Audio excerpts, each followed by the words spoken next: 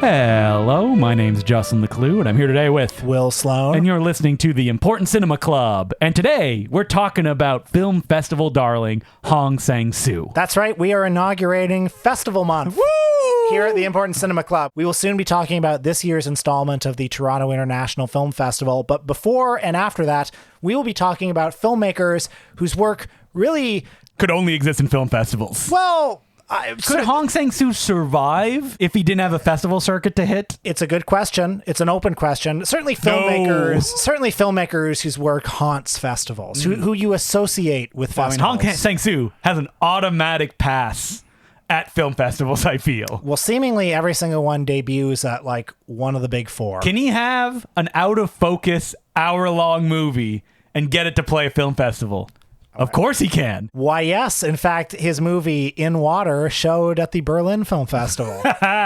So, Hong Sang-soo, he's just got it. He's got a golden ticket, which makes him the perfect film festival director. Well, this great South Korean auteur is a relatively recent interest of mine. According to Letterboxd, I've seen 10 of his 30 feature films. So that's where I'm at in my Hong journey. As we'll talk about today, I've seen some that I haven't logged on Letterboxd, and that watching them this week, halfway through, I went, I've seen this. I saw it at TIFF. That's right. Well, I've mostly seen them in the last year and a half, I would say. And I was intimidated before the last year and a half because it's a huge filmography and it's hard to know the right entry point.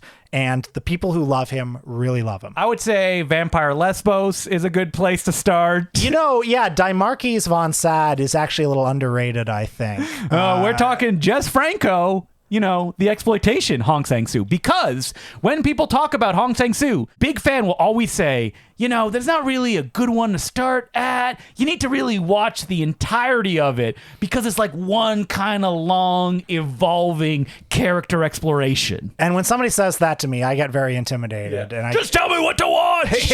Exactly. But nevertheless... Right now, wrong then. Start with that one. Yeah, that's it. That's it. You're right. I will say I might need to take a bit of a break from Hong because I can definitely feel the repetition at this point. I am a director. It's okay. Thank you for the praise. So what is a Hong Sang-soo movie? The movies are always very intimate, few locations, few characters, long scenes where they sit at tables, eating, drinking, talking, and drinking some more. Mm-hmm. A lot of those scenes, especially in his recent movies, very improvised, doesn't go in with a script, goes in with usually a treatment, writes what he wants to shoot that day. He does rehearse it with the actors, but clearly they cannot learn all the lines that maybe he sketched out.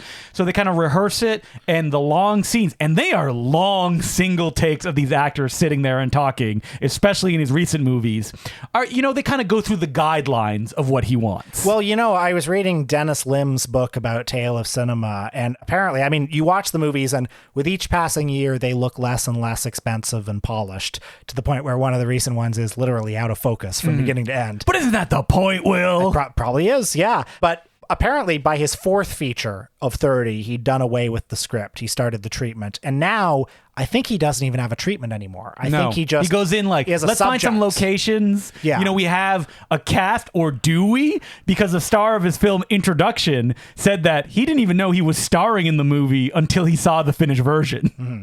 But what else do they have? Often the protagonist is a filmmaker, not unlike Hong himself. Who can't handle his liquor. That's right. He's really bad at it. Oftentimes the filmmaker is visiting from somewhere, which creates this sense of dislocation. It's not always a filmmaker, though. Sometimes it's a writer. Usually a creative type of some sort. When the character is in a room with other characters, they're often subtly prodding at each other's insecurities, just being a little bit mildly or sometimes overtly asshole-ish to each other. Mm-hmm. And if you're looking for some kind of emotional catharsis in these movies, you ain't gonna find it in most of them, because that's not really what Hong Sang-soo is doing. Almost always there's a sort of potential romance in there, and almost always there's an element of poor communication.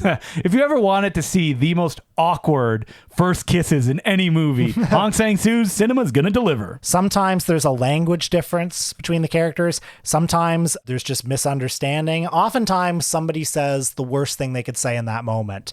And In addition, I've often felt that you could put like the Seinfeld music at the end of every scene. I mean, Hong puts kind of like ironic, happy music over a bunch of his scenes as well. And then there's what he does structurally, which is in many of the movies, he'll show you a story and then he'll show you the same story again. Now, how many times has he done this? Like, I know he did it in 2 of the movies that we watched for this episode, but I couldn't figure out what are the other ones as well. I don't know how many, but like many of them have like different like or even like repeating structures. For example, The Day He Arrives has a repetitive structure, even though that it is a linear amount of time. Right. It feels like variations. Even though that if you've seen a bunch of Hong Sang-soo movies, you're like, wait, is it actually the next day, or am I just seeing a variation of what we've seen before? And then there's something like Hill of Freedom, where the story is literally told out of order. You know, halfway through, you're like, I'm not going to try. It's fine, yeah.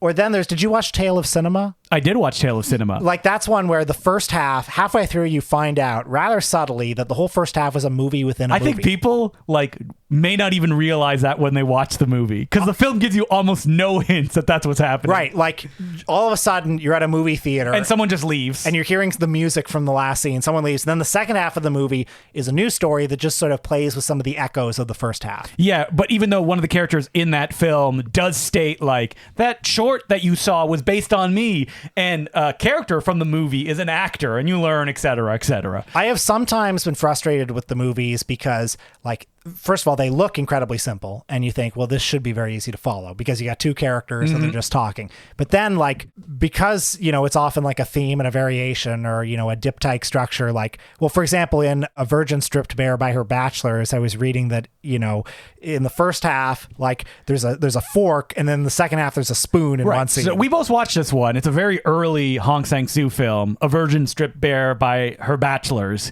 And it's interesting to watch. Even though that I looked at it, I was like, oh, God, 2 hours. I had the same thought, sir. And what I think hurts the film is it doesn't have that Hong Sang-soo humor that I really like when he kind of, you know, forms up. I would agree. I mean, I like this one less than the other ones we watched, although I still liked it. I mean, it's like all of his other films as well, especially its, you know, dual structure where you see the same events a second time halfway through, but you also see a little bit more that adds a different context, but you're also saying slightly alternative versions of scenes that we've seen already as well. So Virgin Stripped Bare by Her Bachelors from the year 2000, this was, I think, a very early example. It was his 4th movie, but a very early example of the bifurcated structure. And there are changes both big and small in the second half. The main story is charting a triangle, not exactly a love triangle, but an in the company of men type triangle. Yeah, patriarchy is very bad, and the men stink. Yeah, that's right. The titular virgin is a writer at a TV station. Her friend is a producer at the station who's trying to raise money for a movie, and they are meeting with a wealthy potential financier who becomes very attracted to her. They go on a date. She is not all that into it, but when he finds out that she's a virgin, that really gets him interested. And something that this movie has and some of his other early movies have that is phased out of his filmography are very awkward and unpleasant to watch sex scenes. Quite explicit sex scenes as well. Yeah, well, I mean, not Jess Franco hardcore territory or anything like that, but very matter of fact in the way that they're presented. And like there's this kind of cold gaze that his camera has. So, you know, if you read enough about Hong Sang-soo, something that you'll see over and over again is people will say, and then his cinema was revolutionized when he began using zooms. Just like Jess Franco. The similarities are endless, aren't they? Yes. And you read that, it sounds pretty funny. It's like a zoom, like... I mean, but his films are so static that when there's a zoom, you're like, whoa, gripping the sides of your seat. Well, it's like when Paul Morrissey started to introduce zooms to the Andy Warhol movies, right? Like that was a major aesthetic innovation in those movies that changed. Well, as Luc Millet, or perhaps it was Jean-Luc Godard, said, morality is a matter of tracking shots. Yeah, exactly. And so when you watch Virgin Stripped Bare by Her Bachelors, I did find this one like a little tiring because it was such a punishing experience. I agree. I mean, it certainly has Hong's usual incisive view of human nature. There's much to recommend in it. Yeah, we're bad, but it's not funny. But so I watched A Tale of Cinema, which he made right around that period as well, and I really love Tale of Cinema. And Hong Sang-soo said that he approached this movie because he wanted it to be the like he wanted to capture that feeling that when you leave a movie, like what are you thinking? Like what's going through your mind and how does that kind of affect the rest of your day basically? And in this one it starts with like a long, which you then learn, kind of shockingly short film about a young man and his girlfriend who want to commit suicide together. Lots of funny asides, very punchy into something that like Hong Sang-soo would kind of, I don't think you'd call any of his modern films like punchy, would you? Like short scenes. No. I mean, certainly they're funny. Yeah, they're funny. But when I saw Right Now, Wrong Then at TIFF, like people were losing their mind laughing. That's interesting. See, I've seen 2 of his movies with an audience, and they never. Well, actually, and it was a public audience, not a press audience. Okay, so I saw Walk Up last year, where the audience is pretty like reserved, and I saw it in front of your face, just with like 7 people at a regular afternoon screening. I would love to see one of the funny ones with an audience because like certain things don't pop at home the way they would. No, they don't. Like the awkwardness or the kind of like just deadpan sentence. Like in A Tale of Cinema, at one point they leave a hotel and he's like, they charged us for 2 days, even though we were only there for a day and a half. And they're going to commit suicide. That's what they're going to do next. So Right Now, Wrong Then from 2015. This is one of his 2-part movies. Oh, and by the way, before I get to that, it might be worth noting that there are many ways that people chart the evolution of Hong Sang-soo, many subtle things. And there are some people who divide the films by certain things going on in his personal life. So yes. In the mid 2010s, there was a scandal that made a big impact in the South Korean tabloid press. Mostly impacted the actor who it affected. Well, because she was famous, and he's an art house director. She had the Park Chan-wook film that came out that year. And then she also had the Hong Sang-soo movie. That's right. And it was such a big thing for Kim Min-hee that like she hasn't acted in any other movie other than a Hong Sang-soo movie. Right. So in case you folks haven't guessed, extramarital affair. Yep. Hong's marriage ended. He's with Kim Min-hee now, and she's the star of many of his films now. And it's weird that, like, the movie she acted in, even before all this information was revealed, is kind of about that. Yeah. So, Right Now, Wrong Then. This is another 2-part movie, probably like the quintessential 2-part movie, at least of the ones I've seen. The main character, again, is a filmmaker, Chon-soo.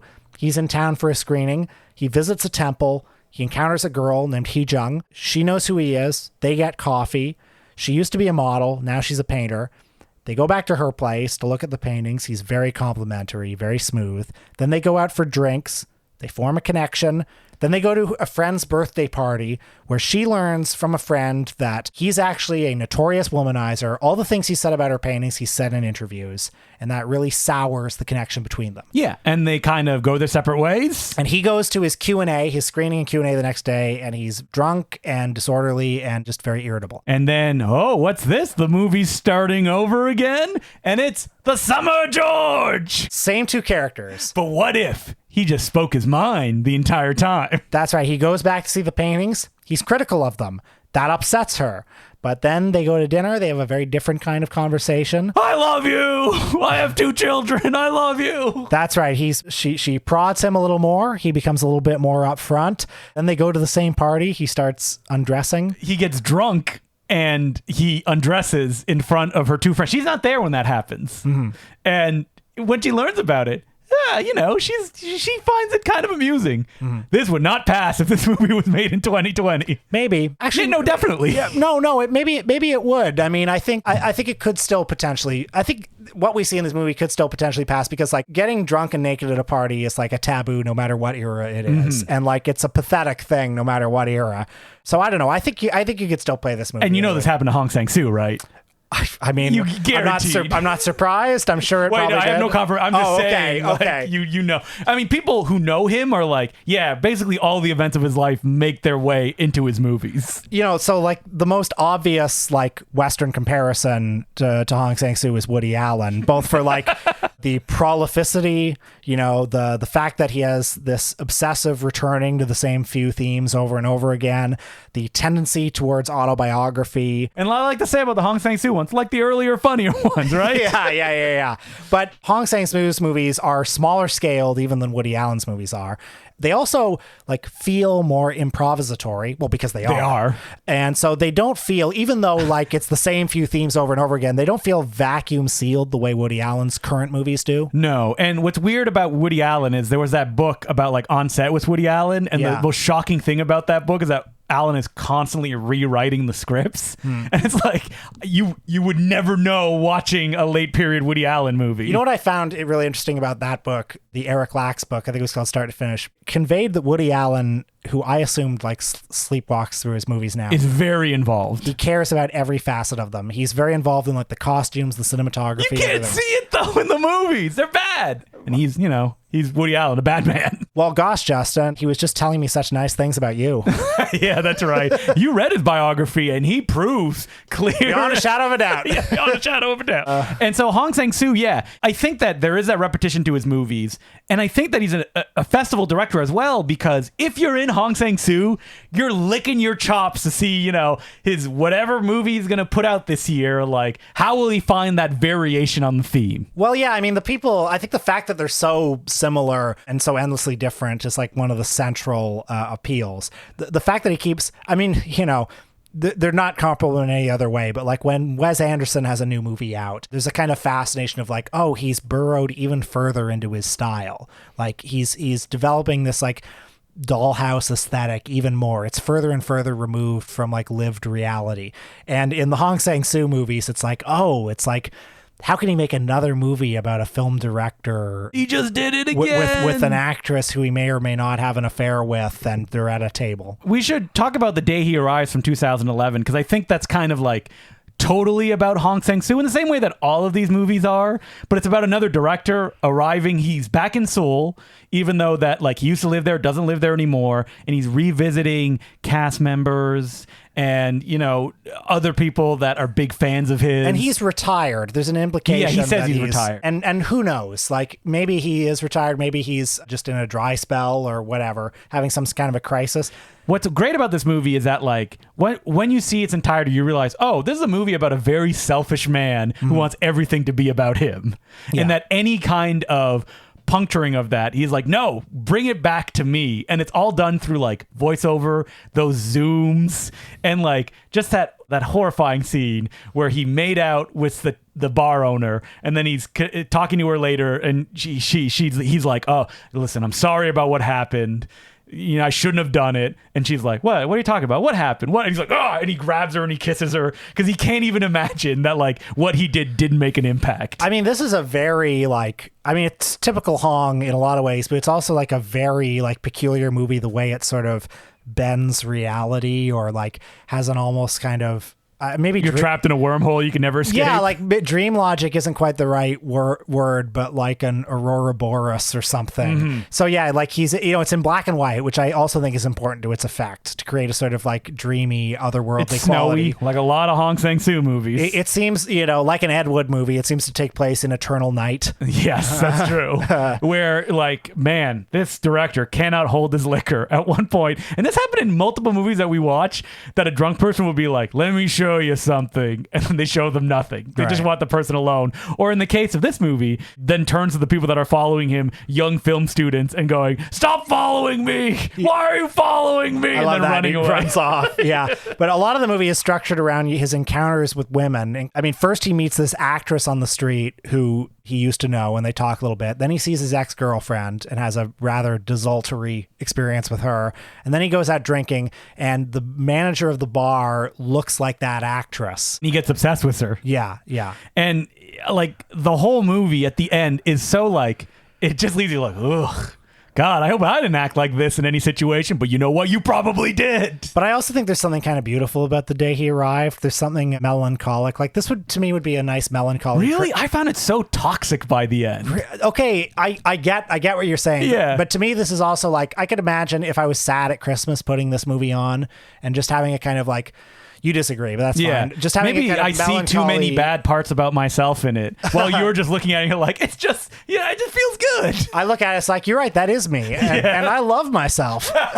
Nothing that I need to improve at all. Like at the end, What are the bad things you see about yourself with this man? Let's get personal. I'd think maybe just like a selfishness in social situations or see. stuff that you, especially like you're early dating people and you're like, oh, did I do that? Oh, brother, I know what you mean. Yeah, exactly.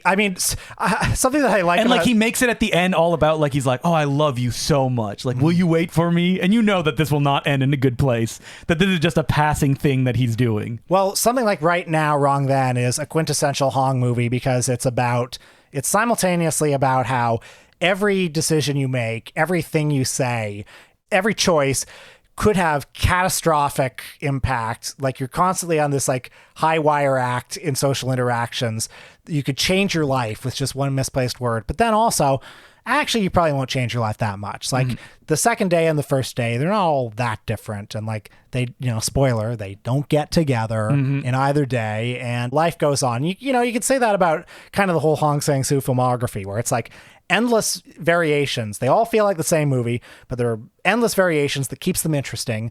But at the end of the day, they're all A Hong Sang-soo movie. It's like my days. It's like your days. All of our days are different, and yet they're all kind of the same. Every new day for me is a new adventure. Yeah, don't know what I'll find. Justin, you and I could like change our lives radically. We could get rid of our spouses right now, which I don't want to do. No, absolutely not. We could go Jack Nicholson in The Passenger and just go somewhere. And But here's the thing about Jack Nicholson. Big headline, him with a hoagie, no shirt on, I'm going to die alone. Yeah. So that's an extreme thing. But realistically, every day is probably going to be like pretty similar. Like a Hong Sang-soo. I don't drink though, so I don't have any of those Hong Sang-soo reveries. That's good. I definitely have had some bad Hong Sang-soo things. Some bad drinking You're like, I moments. see myself ripping your clothes off at the pub that you're drinking at. Listen, these characters don't seem to be enjoying this alcohol. I think Hong should maybe lay off a little bit. But what else are you going to do except drink? Read books, look at nature, paint, all these other adventures you can have. Yeah. Sweat over a 35 millimeter scanner that's not working. Why won't you work? Yeah, that'll be the Justin DeClue story. It'll just be me like at the film scanner, winding it up, rewinding it, making it go again. Very early in the existence of this podcast, we did an episode on Francis Ford Coppola, and there was some technical snafu. And we had to do it again. We had to do it all But over you know again. what? Ladies and gentlemen, we talked about this before. It was almost exactly the same episode. Right down to like laughs and jokes, and who knows if there's a technical snafu with this one, like when we have to do it again. and what would be different? And then if there was some way to recover that file, wouldn't it be fun to? Why would you want to listen to that though? Oh, I would. Because it's us. Yes, I mean, Hong But it'd be like, Sang-soo- how different would the second one be? I don't know. Not probably different at all. And that's what I'm proposing for this episode. That we An come back, alternate one. We come back next week and do a completely different one. Absolutely not. And we have to watch all the same movies again. And we have the same notes. Yep, exactly. Will it be different? Will it be exactly the same? I mean, we just proved it with that Francis Ford Coppola one. It was exactly the same. We only have one method of working, and that's it. Even though that there would be variations, that if you put both of them side by side, you could notice. And some of those variations could be very consequential. Yeah, and could mean everything. Wow. So, will Hong Sang-soo ever become a mainstream director? No. No. He could only exist in the festival sphere, I feel. Why do you think it is that he thrives so much in the festival sphere, but like his movies in the West like really only play theatrically in like New York, Because you need to watch these movies theatrically. It's tough to sit and watch them in our modern world. These long conversations, these static shots. But when you're sitting in that darkness, you got nothing else to do. You can just fall right into them. And every little gesture in something like Right Now, Wrong Then will bring guffaws of laughter because you're completely tuned in. I also think there's something about the ritualistic nature of a film festival. Like if you're going to a lot of film festivals, or even if there's just one that you go to every year and it's like, oh, a new Hong Sang-soo. Like it becomes it's like a dispatch. It's like that friend that you see in this context. I'm kind of fascinated about his early career, though. When he started making movies, he had tons of stars in his early films. Well, even some of the later ones, like it's very strange. Even as it went further and further down, like Jane Birkin and Isabelle Huppert appeared in some of the later ones. In fact, I think Huppert is making one with him now. Again? Yeah. Well, I mean, he can get them, but like if you look at like his early pictures, that you see like it looks more like South Korean films of that period. And like, what was the attraction there? Was it just like, oh, he's giving something like that's kind of low grade vibe that you can't get anywhere else, that only becomes more interesting once you realize, oh, we're going to get through this through all of the movie that he makes. Also, I mean, there's part of his stylistic evolution is corresponding to, like, as it is with every filmmaker, like the economic conditions under which he's working. Like each movie is funded with the receipts from the last movie. And it's very like consistent, but also working that way, he doesn't have a lot of money to work with. I also think that his films, though, are what you would call like a festival film or a walking through a field film. Like that brings to mind like, oh, I know what that is. And I think Hong Sang-soo films are the definition of that thing. All right, let's leave it at that. People are like, what are they talking about? Nope. We'll have to leave it to you. Watch a bunch of Hong Sang-soo films. Start with Right Now, Wrong Then if you haven't seen any. Then move to The Day He Arrives and A Tale of Cinema. And you'll have like a good kind of, long period of time of when he's worked. And from there, just go to your heart's content. Go everywhere. It doesn't really matter where you go. And you will be able to, over time, after you've seen 20 of them, 30 of them, by next week, there will probably be another 10. Listen, Boot Up Movie, I'm sure they're there, right? I feel like that's probably where they live. And over time, you will be able to chart some of the stylistic and thematic evolutions in the filmography more than we can. Yeah, exactly. And then you will send us an email and we'll go, too long to read. The student will become the master. And remember, folks, that's what you are. You're the student. Oh, you don't need to prove to us you're a master. We believe you. We believe you. Yeah. All right. So do we have any letters? Yeah, we do. As per usual, you can send us letters at importantcinemaclub@gmail.com. So our first letter is from Roman. He goes, hey guys, long-time listener, first-time caller. I'd like to know if you'd ever consider doing an episode on Millennium Films output. Well, absolutely. Yes, please. And particularly all the schlock they produce in Bulgaria, my home country. As it happens, I'm a veteran of their productions, having shot behind the scenes for a number of their films. I had the dubious honor of shooting an interview with Nicolas Cage at Rock Bottom. The film is called 211, a production that was interrupted twice, once when Cage broke his ankle, and once when the producers realized the film was unreleasable and called Isaac Florentine to reshoot 70% of the film. And he's a ghost director. He's a producer on the film, but he didn't get credited. I just looked online after he mentioned this. The end result, I assume, is better than what was originally in the can. It's also Cage's worst film. Well, that's saying a lot. Yeah. Aye. Alternatively, and this is super serious recommendation, may I suggest you guys check out the work of filmmaker Miguel Alonso. Jesus Shows You the Way of the Highway and Crumbs. Have you seen these ones? No. I like them. I've seen Jesus Shows You the Way to the Highway.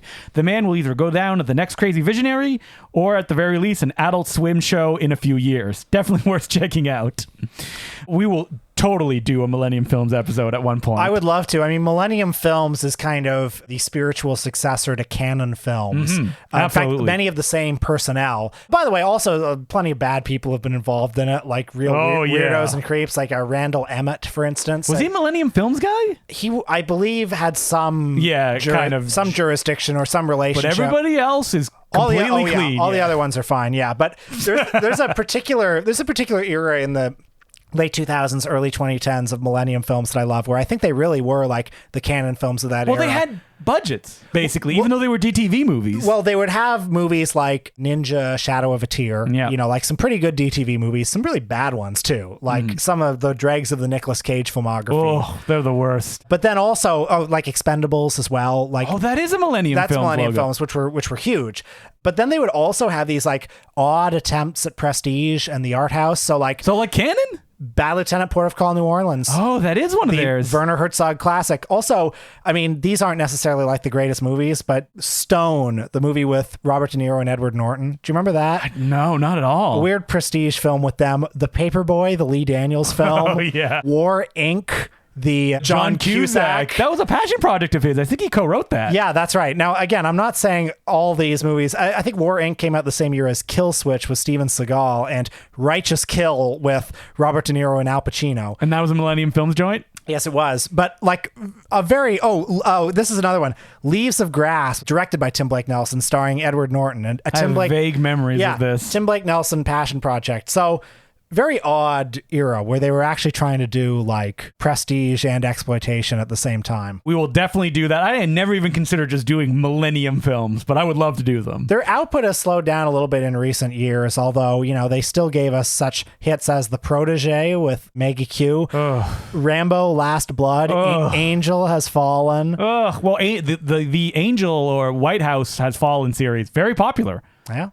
So our next letter is from Nick, and he goes, "Hey, love the podcast and the Toronto screenings. Well, thank you very much for hosting. Thank you both for being excellent virtual and real life hosts." He's referring, by the way, to our screening series at the Fox Theater. Yes, where we have up to this point shown Rumble in the Bronx, Hell's a Poppin', and Glen or Glenda. And soon we will be showing another film. Why don't we just talk about it now before we forget? Read his letter and then we'll talk about it. Okay, yeah, 'cause we have too much to say. That's right. He asks, "I'd love to hear your thoughts on ham. Is it a useful term? I find myself seeking out so-called hammy performances, but it seems like the term applies in a different way across genre and generations. It also seems like a lot of notorious performances inevitably get a kind of cult following, making me wonder if you have a good example of hamming it up, really killing a movie. And of course, and I think he means killing in bad, not good, like you killed it. And of course, I would love to hear examples of where it makes a movie. Also, I'll selfishly request you do an episode on Matthew Barney, though probably not realistic. Hammy performances. Let me get my essay on Camp by Susan Sontag. Yes, hammy. I mean, this is one of those. This is really making me think because it's a term I use. You use it too, and I don't know. Do I use hammy a lot? I remember you using it in your Letterboxd review of a little movie called Green Book. Yes, that's right. No, I think I said I called the movie an oven baked ham that your grandmother would love. I'm glad my review for Green Book has rested on your mind like that. It's up there with Pauline Kael on Bonnie and Clyde. I made that movie. Yeah. But yeah, ham, I mean, it's a word that I use that I don't really think about a lot. And I've used it both in a complimentary way and in a scornful way. I think that usually when I do use it, it is in a complimentary way that I love this hammy performance as opposed to, they're so hammy. Okay, here's bad ham. The Post. Tom Hanks and Meryl Streep. That's bad ham. Yeah, your hate for The Post continues. But good ham. What about Tom Hanks in Elvis? Yeah, good ham. Yeah, there you go. Yeah, I like that. What is the difference? Is it because they're both trying to be serious? I mean, Baz Luhrmann is ham personified, right? Yeah, I think Elvis. Oh, that's a director we've never done. I like Elvis. Yeah. And I think the difference is that movie, he's supposed to be a gargoyle in that movie, but he's supposed to be a real guy in The Post. Yeah. And I mean, that movie is goofy as hell. That's right. But good ham is Nicolas Cage or Al Pacino in Carlito's Way, something like that, a big performance. Or Al Pacino in Jack and Jill. Yeah, oh yeah, that's perfect ham. I'll tell you a performance I wish was more ham. Denzel Washington as Macbeth. I absolutely agree. If he was more just of a ham, what you want from that role, chew the scenery, yeah. But instead he downplays it. He's like, "We're not going to give you the Denzel Washington you think you're going to get." Yeah, and it's like, no, do what you're good at, Denzel.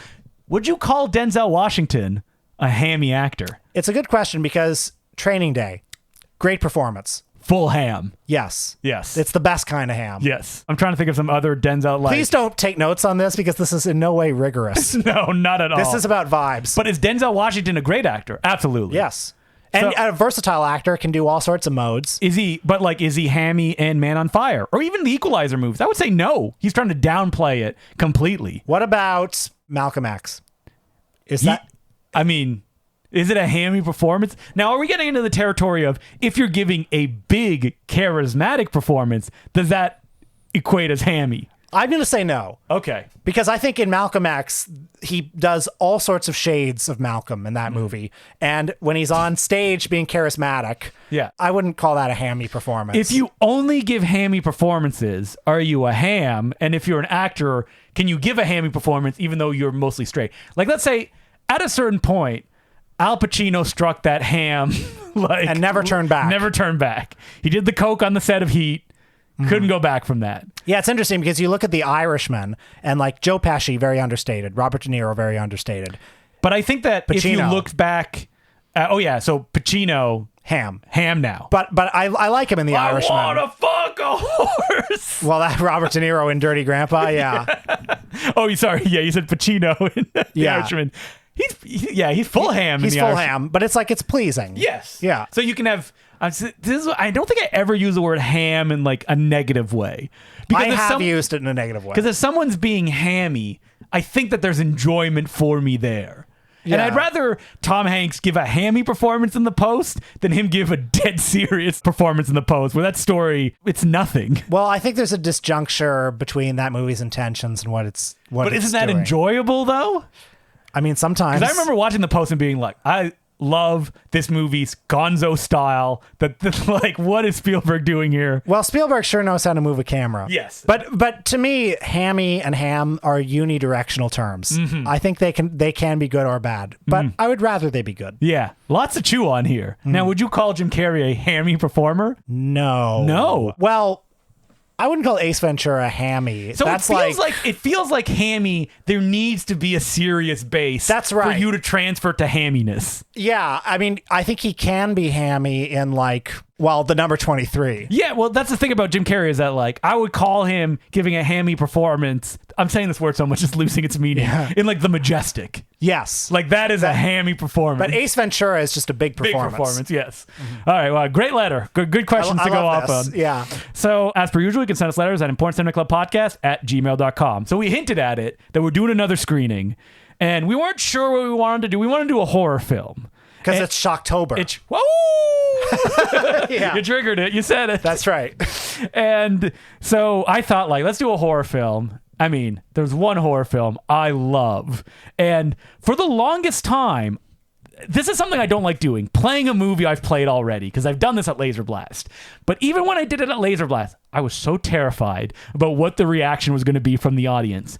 And I was shocked that the audience, they loved it. They couldn't get enough of it. What is that movie, Will? On October 3rd, come to the Fox Theater and see the 1989 Canadian classic, Things. Oh, yeah, Things. We've talked a lot about Things. I think it's been a while, though, it's come up. Things is a direct-to-video horror film made by two guys from Scarborough with an 8mm camera and a dream. Maybe even 16 millimeter. Like, Things is a mystery wrapped in an enigma, wrapped in a nightmare. Imagine Bob and Doug McKenzie got together with a camera and they had their genes spliced with Kenneth Anger and they made a very strange, very beautiful, very Canadian horror mood piece. I think I may know Things by heart almost more than any other movie. And every time I watch it, I love it even more. Things has been called the worst Canadian film of all time. No. And it's I think that's wrong. Yeah, absolutely I'm just wrong. saying it's been called that. Yes. But I think it's a beautiful. I recently voted in a CBC poll for the 10 best Canadian films. Things went on there, right? It was on my ballot. Yeah. I love Things. It's beautiful. I don't It's think there's strange. any other movie like Things that exists in the world. And also, of all the direct-to-video horror movies, this is the one you need to see in a theater. we did a Patreon episode on this, right? Did we? Because I just want to start talking about it again. It's like it's an immersive experience. It's like so beautiful, so strange, funny. yeah, it's very really, funny. Really Yeah. funny. You will laugh. Yeah, and it's also a movie that for the first 30 minutes, nothing happens. Like, they just kind of sit around. At one point, they pick up a my bottle God. cap and they start throwing at each other, and it's like you're seeing the train come at you for the first time. Nothing happens. Need I remind you that the adult film icon Amber That's what I Lynn, was setting you up for. Amber Lynn is in this movie as a reporter, fully clothed. Yes, never takes her top off. And why is she there? Just one of the many odd artistic decisions. So, when I'm you so watch excited those to watch segments, this again. and you're like, she's in the future commenting on the events that are happening? That's right. Yeah, this is the film I've always wanted to like write a monograph on things. Like, This movie, it's Inland Empire. Like, yes, that's exactly what it is. You will be changed by this. A more fun Inland Empire, though. Oh, more yeah. laughs, Yeah. if you will. Shorter, too. And we're going to make this a whole experience for you. October 3rd, we're going to have probably a short, Program, yeah. We'll do an intro, we'll do some shtick. You'll meet new friends. friends, maybe new lovers. Who knows? You will never forget the experience of seeing things. Like, it ends with you have experienced things. And, this is so important that you come see this. Yes. Folks. I'm shocked this is not, like, a yearly thing in, like, Canadian cities. Because I feel like you see things, it ends, and you're like, what was that? And then you're like, I gotta see it again. Yeah. Like, did I see what I thought I saw? It's incredible. So come see things. Tickets are available now at the Fox Theatre website. foxtheater.ca. And that's the Canadian spelling of theater. Mm-hmm. We look forward to see, and even in the Fox Theatre, which is such a nice theater, and they're playing things. And you need to see okay, whatever. We've talked enough. We've talked enough about the movie. Hope you can check it out.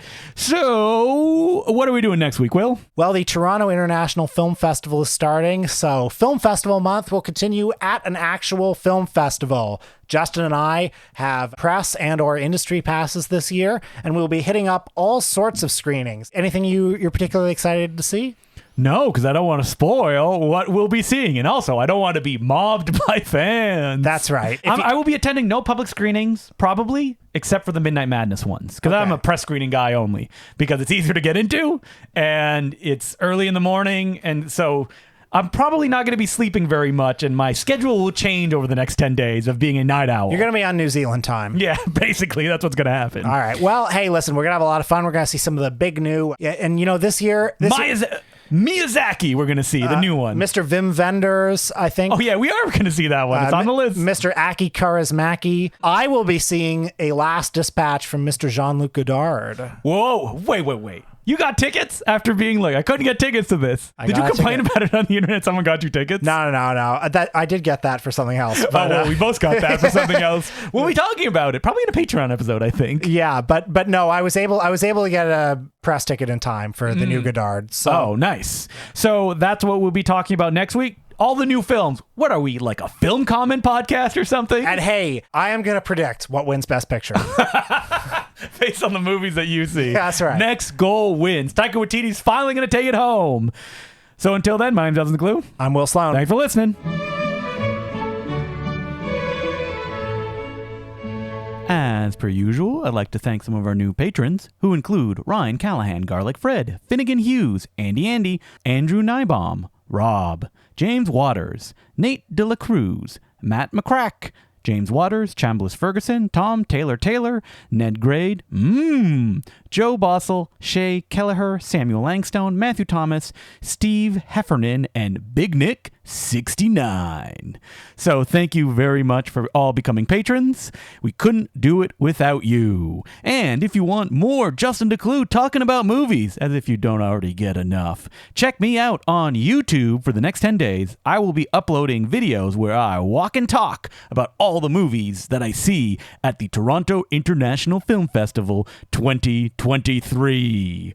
There'll be real kind of off-the-cuff videos, my thoughts about the new hot movies I'll be checking out. So, check it out yourself. If you search Film Trap in the YouTube bar, the whole channel will come up. Thanks for watching, and now, back to your regular scheduled programming. Well, we were just talking about the Toronto International Film Festival. I think one of our most treasured rituals is Midnight Madness, the annual slate of cult and spooky and slimy and shivery movies. Now, I've talked about this many a time. It was very important in my development as a film fan living in Toronto. The passes used to be, I kid you not, $100 to see all 10 movies. Oh, man. That was it. And I would go every night, me and my friends. And they don't have a Midnight Madness pass anymore.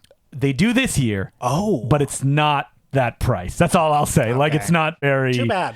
It'll get you tickets to, like, if they're sold out, you can buy the pass and you can get in through that way. But, like, the whole gimmick was, like, I could not afford any other TIFF tickets, but I could afford a Midnight Madness pass, and all my friends would go. We would even do little podcasts afterwards. We would talk about the movie. That was before one of our friends was programming. I don't know if I could do that anymore, being like, PU, this movie, and then release a podcast on that. Especially that after we released the last episode we did, I got a text from Peter being like, hey, that film you mentioned is gory. And I was like, huh? And I was like, oh, because you mentioned a movie that is playing at Midnight Madness. Right. Where Evil Dwells, I believe it is. And I was like, it's not that gory. And like literally the programmer was like, no, it's gory, guys. Well, listen, we're here to to praise Midnight Madness. That's right. Not to say its movies aren't gory. So I just want to talk about some of the movies. If you are in Toronto and you're like, I don't know, like it's late. Some of these movies do play during the day, so you have a chance to see them. It's not the same. No, you want to see them at midnight.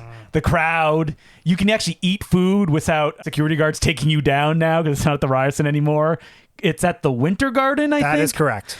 Yeah, it is a theater, I guess. I miss the Ryerson, I but miss whatever. the Ryerson, too.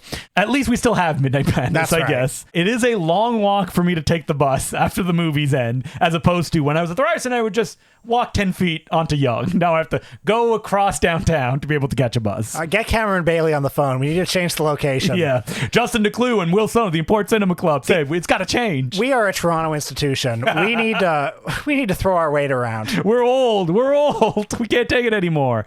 So this is an actually alphabetical order. So I'll start right at the top. Aggro Drift. Are you going to be seeing that one? Well, I hope to. I hope to get to a press screening. I mean, that's the hardest one to get a ticket for. I've seen scenes from this movie.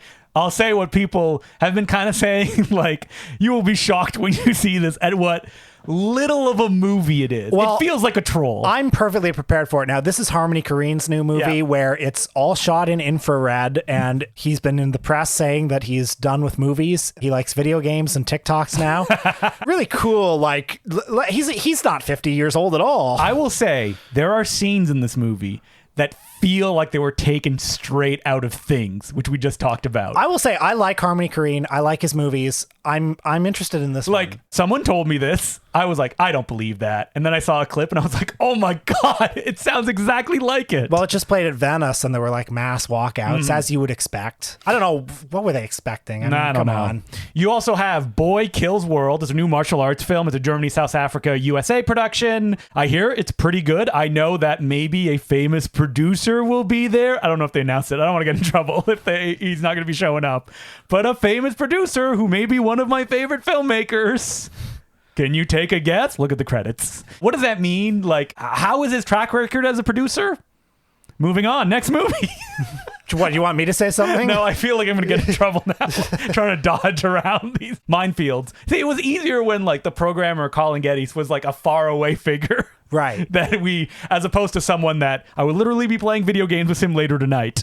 We also have Dick's the Musical, and I haven't seen anything of this, but I know that Peter loves this movie. Okay. Like, it's the opening night film too, directed by Larry Charles, who gave us Religulous.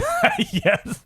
Didn't he also do? He did that Bob The Dictator. Dylan. He did the Bob Dylan film also. Oh, did he direct that? Masked and Anonymous. We did a whole Patreon episode on that. I love Masked and Anonymous. We also have Hell of a Summer, directed by Canadian Finn Wolfhard, star of Stranger Things. What I'll say about this is, sat right behind Finn Wolfhard at a comedy show, a Ben Schwartz show. You sat behind Finn Wolfhard. The Finn Wolfhard. Guys. And you know what? I could not see his face. Emily could. She's the one who tapped me and said, hey, is that Finn Wolfhard sitting in front of us? And you know what? It was because he took a photo with Ben Schwartz afterwards that he posted on his Instagram. Boy, you out-of-town listeners must listen to this podcast and think we lead such glamorous lives. Now, did I see his face? No. Okay. But I saw the face of his two friends. I checked. One of the friends sitting beside him was one of the people that worked on this new movie that's playing. So I'm like, oh, so it was Finn Wolfhard. I just saw the back of his hair. Finn Wolfhard, he's just like you and me. He was not in a VIP section. He was just sitting right in the middle of the audience. You know what you should have done? Should have put your hands over his eyes and then said, no one will ever believe you. What if he turned around and I was talking? He was like, oh, is that Justin DeClue? I'm a big fan of the Important Cinema Club. Well, he probably already is, and he just didn't want to bother you. Yeah, I understand. Finn Wolfhard, my God. And then we have a movie that I hear is super bloody, super violent, martial arts, kind of in the Raid. I would say more violent than that. Kill from India. More violent than The Raid. Wow. It is, yes. And it's also a movie you don't really see that often, that the whole thing is on a commuter train. And it's basically like a guy and, you know, a girlfriend that he's seeing, even though that he's not supposed to. Her family's on the train, and a bunch of random criminals show up and they fight on that train. And I'm going to say, this train is so claustrophobic, like super tight. And when the movie started, I went, it's so tight. I was like, there's not going to be that many camera angles on this train. Like, but every set piece has new gags in it, and they find new things to do with the film. So very excited. That's a Friday night film, and that is like the stamp of approval with this kind of stuff. We also have a Saudi Arabian film, Naga, which I haven't seen, but I hear is really exciting. It's like after hours, a woman goes out shopping, also to meet a partner that she's not supposed to see, and then she has to get home before curfew hits. Very surreal, very violent. It features a bloodthirsty camel. We also have Riddle of Fire, which is the closing night film, and that is a film that played at Cannes. Peter loves this movie. It's kind of like kids are doing like Dungeons and Dragons style stuff. There's not any big fantasy sequences or anything. I said kind of reminds me a little bit of Napoleon Dynamite, but in a positive way, if you will. We have a South Korean film, Sleep. I don't know anything about this, but it played at Cannes. People liked it. We have When Evil Lurks, the gory movie. You hear that, Peter? It's so gory. Are you going to actually be checking that one out? Yeah, Peter yeah, gave I'm you a excited for that recommendation. one. I'm seeing that. I'm seeing Kill. I'm seeing several of them. Yeah. And Working Class Goes to Hell, which I know this is kind of Peter's experimental pick that is kind of genre-ish, but, he's pushing, that Peter Kaplowski, like, you're going to see some weird stuff at midnight that may not be just like what you would conventionally expect. It's directed by the director who did The Life and Death of a Porno Gang, which I never saw, but came in that wave of like Serbian extreme movies with like a Serbian film and stuff like that. So, you know what? I will check it out. Looking forward to it. That's a good Midnight Madness, if I have to say so myself. I saw the back of Finn Wolfhard's head. I mean, what else do you need, right? Oh, my God. So if you see us at Midnight Madness, smile and nod, come up and say hello. We'd love to see you. Yeah, why we not? We love seeing fans. And then quietly turn around and leave. No, Justin, I saved you a spot. No, none of that. None of that. No, thank you. Even though I've done that to like Edgar Wright. Edgar Wright, hello. And he's like, oh, okay, I'm going to leave now. Did you save a spot for Edgar Wright? No, I would never think of that. But listen for the telltale sign of me and Will's laughter in this big theater. Can you spot us? Can you tell what theater we went to just by laughter? That's up for you to decide.